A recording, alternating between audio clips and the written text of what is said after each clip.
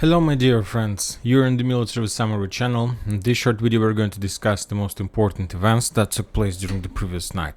First we're going to start with the Crimea, with the south of Ukraine and this area. The Russians managed to restore the traffic on the bridge and currently the Russians can use the Russian civilians with the light cars can use this area to for entering the mainland and from the mainland to enter Crimea, and that action reduced the pressure of let's say light vehicles and traffic on the main supply and support road that the Russians use to support their forces in Zaporozhye and South Donetsk area. And of course that means that the Russians reduced Ukrainian possibilities and any chances for the Ukrainians to use this difficult situation and to counterattack the Russian positions.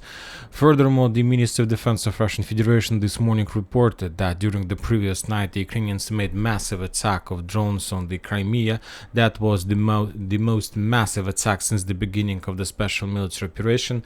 The Ukrainians were using up to 28 drones in that attack, and most of them, 17 of them, was suppressed by the Russian electronic warfare and was put on the ground, and 11 of them were destroyed also by the same type of weapon. So basically the Russians haven't reported that 17 was destroyed by the Russian air defense and 11 was suppressed by the electronic warfare.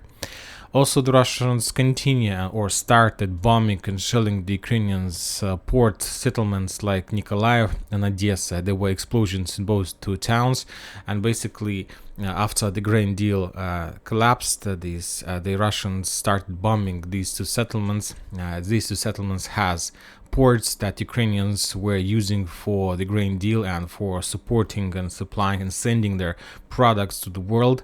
And there also were explosions in Nikolaev. Mainly the Russians were using the drones, Geranium drones, and the missiles for those purposes. Very interesting updates are coming from Donetsk area.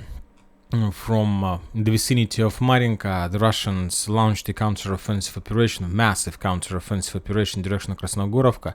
We discussed that operation a few days ago, but I supposed and I thought that the Russians were attacking a little bit to the north along the railroad ways that the Ukrainians managed to recapture during the Ukrainian counter-offensive operation, but the Russians took a decision to attack a little bit to the south of Krasnogorovka and to the north of Marinka.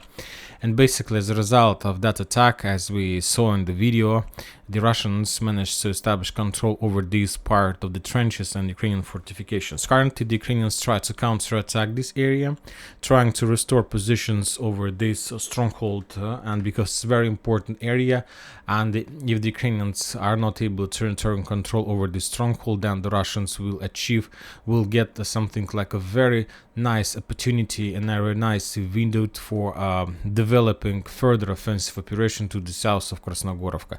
And basically the Russians, if they are able to save control over this part, will be able to attack Krasnogorovka from the south, of course Krasnogorovka from the east, and if the Russians can complete the Battle of Nivoyska, then the Russians will be able to attack the Ukrainians also from the north.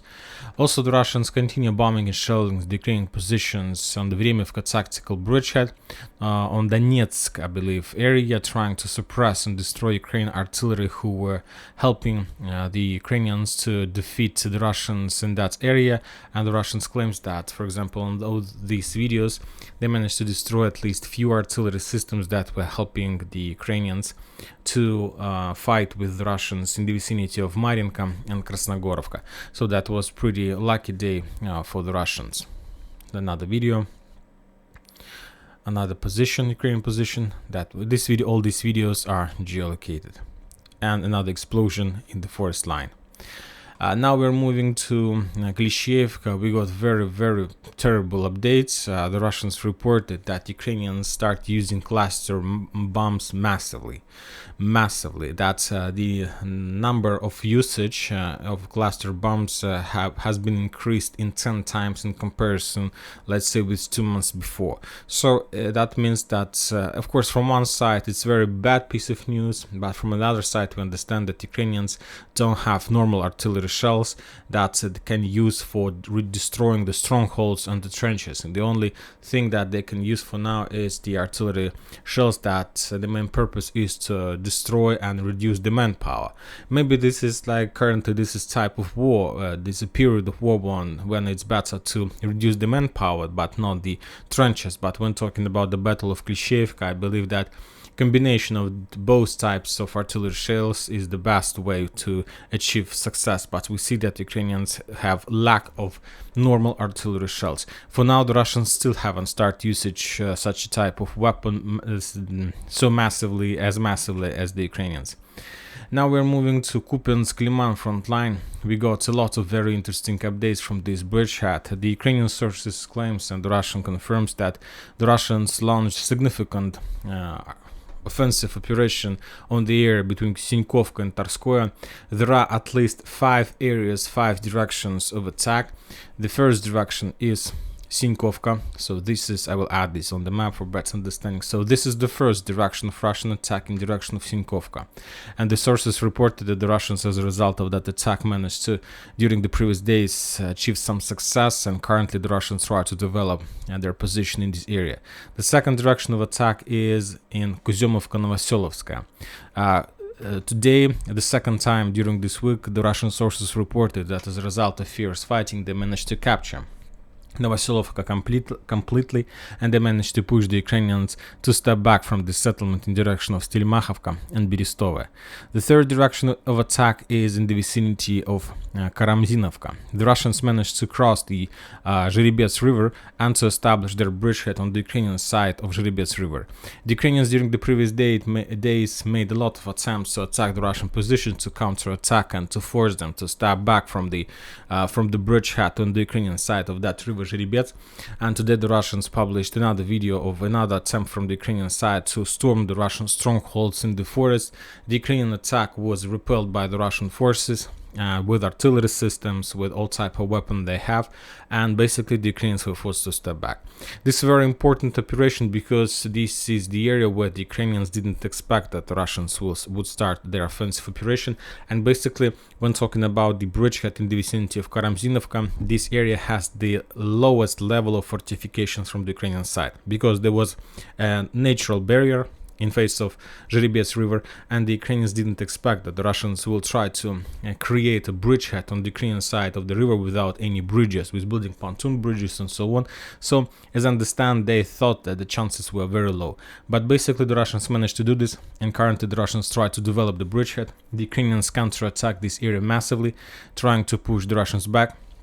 To tell the truth, from one side, my opinion that it's very good that the Russians managed to do this, to create this foothold, but they don't have much time.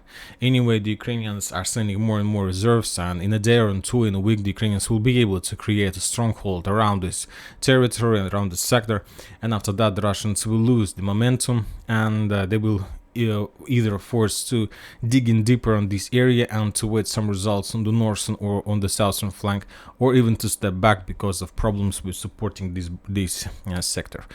So they have, like, according to my understanding, they have just few days, and during the next few days the Russians need to create at least this bridgehead, and if they are able to do this, then they will be able to solve all their problems and issues with everything, and then they will be able to continue development to advancing to the west.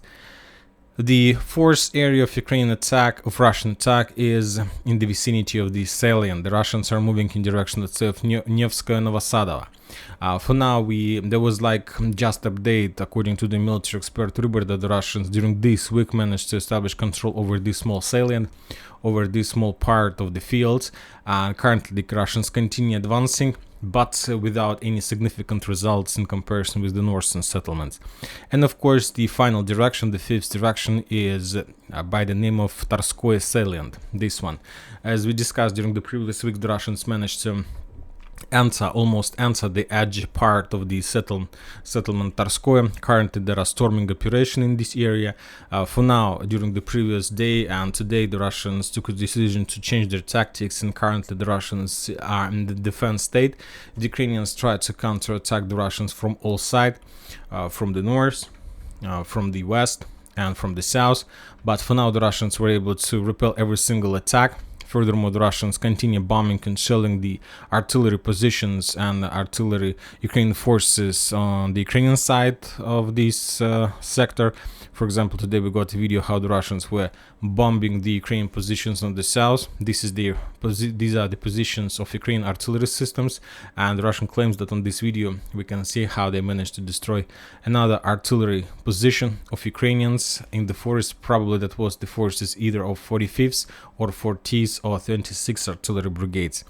So this is the situation on the Kupyansk front line, and the most important that Ukrainians confirms, and Syrsky as well, the head of Ukrainian infantry army, that there are a lot of problems on this territory, that the Russians have accumulated around 100,000 soldiers, up to 1,000 tanks on this area, and that they have a very very big chances to force the Ukrainians to step back, not just towards the western part of Zhiribyets River, but also towards the western part of Oskol River. So we'll see whether the Russians are able to do this or not, but probably this is the main operation, Russian operation, during the summer military campaign. And that's it for today. Military Summary channel reminds to condemn any violence in the world. Thank you for watching, subscribe to my channel, put your likes to my Patreon, and have a good day. Bye bye.